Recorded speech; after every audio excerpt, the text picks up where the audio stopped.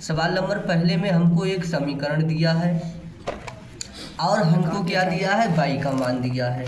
ठीक है, अब फिर हमसे ये कहा है कि आप इस x का मान बताइए क्या होगा।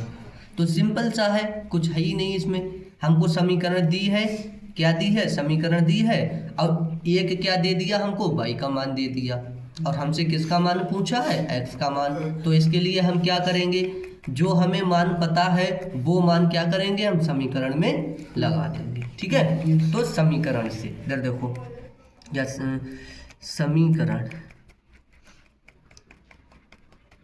समीकरण को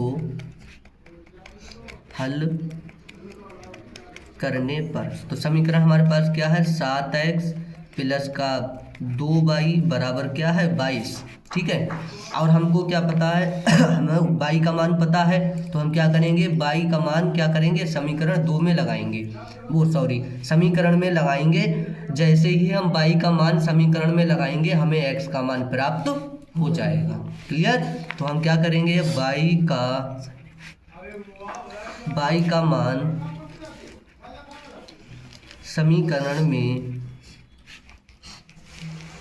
लगाने पर, तो y का मान क्या है बताइए, y बराबर कितना है, जो, तो जहाँ पे y है वहाँ पे कितना लगा देंगे, 1/2 लगा देंगे। ठीक है, तो देखिए 7x प्लस का 2 गुणा y का मान कितना है, 1/2 बराबर कितना हो जाएगा, 22। ठीक है, अब देखिए 7x तो 7x रहेगा, यहाँ 2 से ये 2 क्या हो जाएगा, कैंसिल, तो क्या बचेगा, प्लस का 1 बचेगा बराबर क्या हो जाएगा, 22।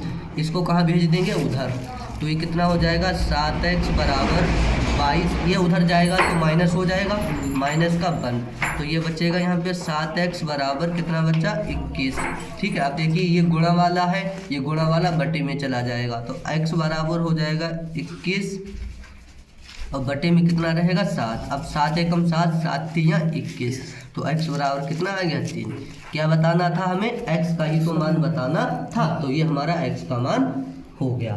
ठीक है, उसके बाद में देखिए अब सवाल नंबर दूसरा इसी का, तो में हमें क्या दिया है, हल करना है हमें। समीकरणें दी हैं, 2 समीकरण हमको दी है, 2x प्लस का 3y बराबर 7। ठीक है, एक समीकरण ये दिया है आपको और दूसरा समीकरण आपको क्या दिया है बताइए जरा, y प्लस 3